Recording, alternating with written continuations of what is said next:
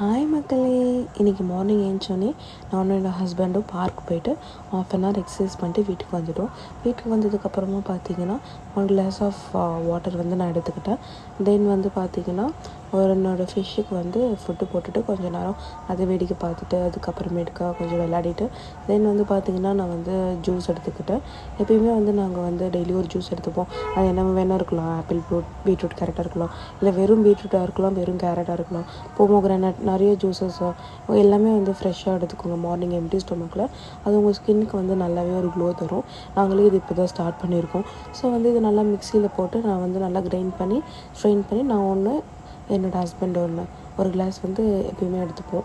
அதை எடுத்து நமக்கு நல்ல ஸ்கின் க்ளோ கொடுக்கும். தென் பார்த்திங்கன்னா அந்த 2 கிளாஸில் எங்கள் ஹஸ்பண்டுக்கு ஒன்று கொடுத்துட்டு நான் ஒன்று எடுத்துக்கிட்டு தென் நான் குடித்தேன். குடிக்கும்போது கொஞ்சம் கேவலமாக இருந்துச்சு, அது டேஸ்ட்டே பிடிக்காது எனக்கு, பட் இருந்தாலும் குடிச்சு தான் ஆகணும். தென் பார்த்திங்கன்னா என்னோடய துணிலாம் கொஞ்சம் இருந்துச்சு. ஸோ நாங்கள் அதை வாஷிங் மிஷினில் போட்டதுக்கப்புறமா மதியானம் சாப்பாடு ப்ரிப்பேர் பண்ணிவிட்டேன்.